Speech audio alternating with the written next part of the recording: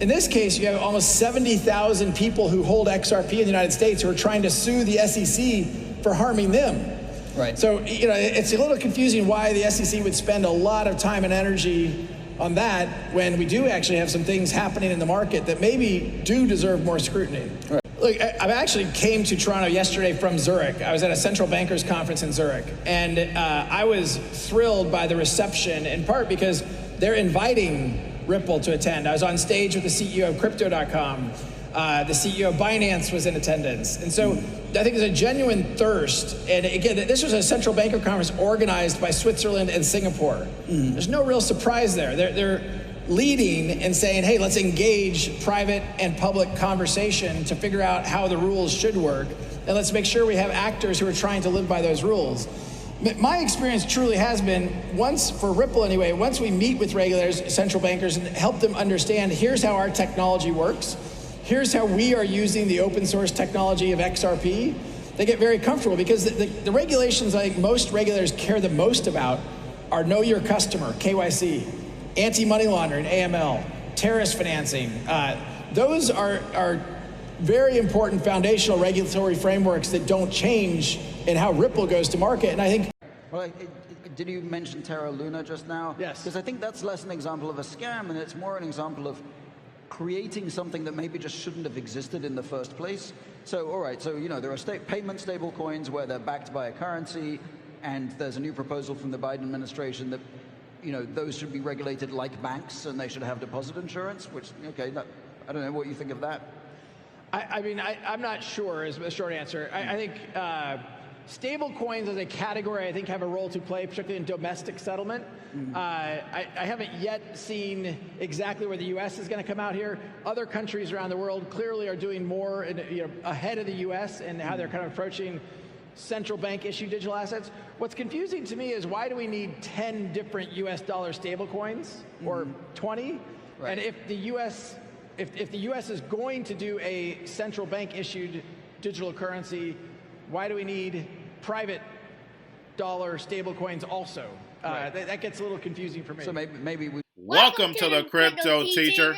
And guys, I come back with that video just to make you think. And we have Brad Garlinghouse meeting with the central bankers of Switzerland and Singapore. Crypto.com was there. Binance was there. Like I've told you, this is all a movie. This case is almost lasting for 2 years, longer than OJ's case. This is unbelievable. But we know what the SEC is trying to do. Kick the regulation can down the road because the regulation for crypto is going to be global.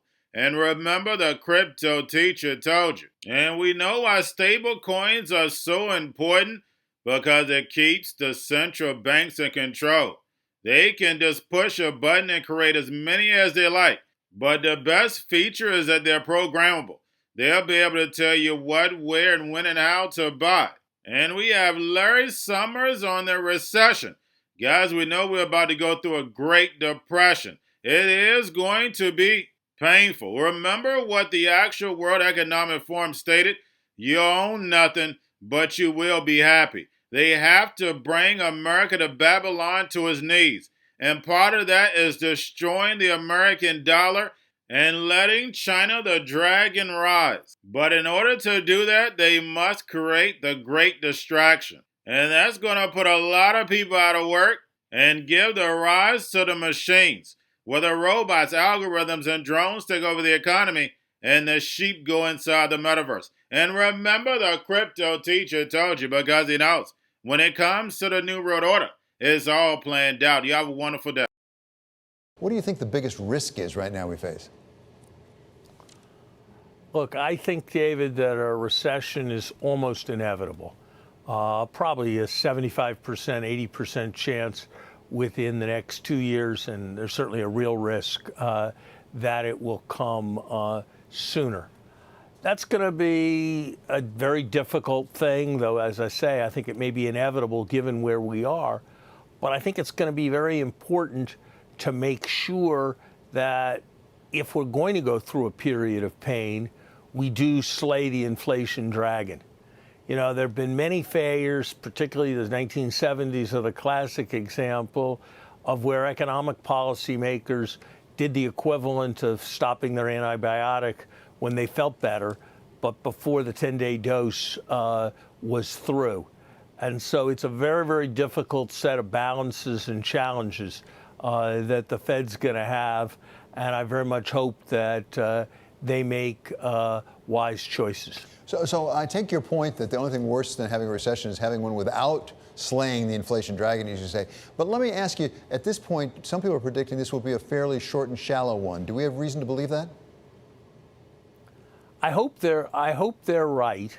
I think the question's going to be how much recession is going to be part of eliminating inflation, and that goes back to the whole debate about team transitory.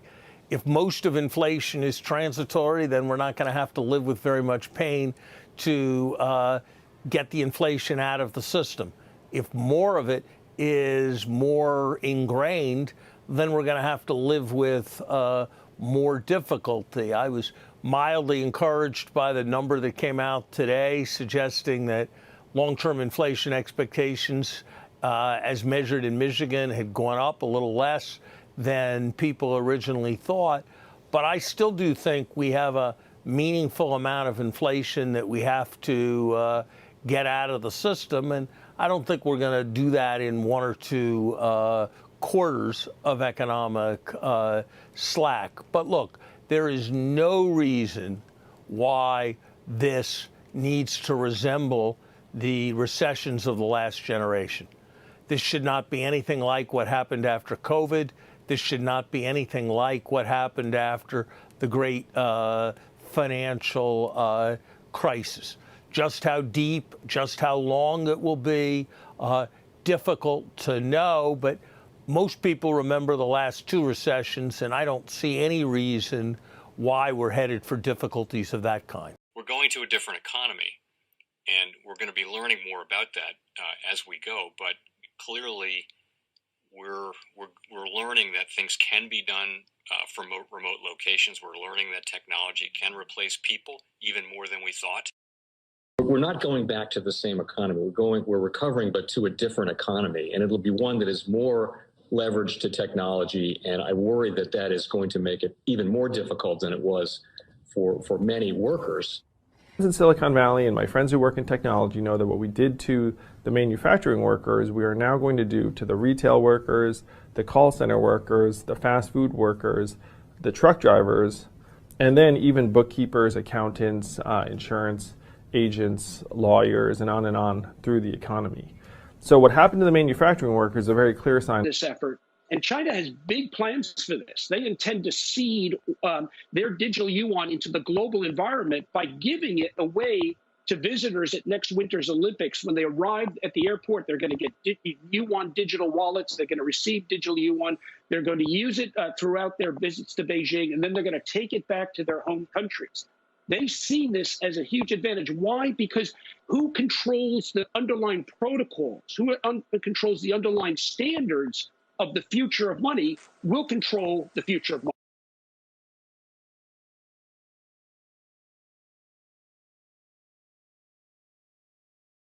Most powerful person in the world is the storyteller. The storyteller sets the vision, values, and agenda of an entire generation to come. Steve Jobs. And guys, you know I truly believe in this. When you look at the New World Order, they're the storytellers. And that's the reason why I wrote my New World Order book. But guys, now it's time to change the current generation. And I wrote 3 kids' books. You know I love the Trinity because I understand the power that's in it. So I have 3 books. We have an opportunity to change the generation, to educate, not just me, but I want to show you that I take action on a daily basis. And I want you to take action on a daily basis. Whether it's your job, whether it's in your community, we have an opportunity right now to educate the masses. I posted this on my Twitter account. Please share, but this is a short clip of the 3 books. There's going to be a clothing line and action figures. Please get these books for your kids, nephews, cousins, friends, so therefore we can start the re-education now. Because as we see the 4th Industrial Revolution, foundation is definitely here. Robots, algorithms, drones, taking humanity out the picture. We have to re-educate. But let's get into the video. Part 1. King Joshua and Grandma Tam save the village. Part 2. King Joshua and Grandma Tam save New York from COVID-33. Part 3. King Joshua and Grandma Tam goes to China. It's mandatory to get part 1, part 2, and part 3 of this series. It's time to re-educate Generation Z.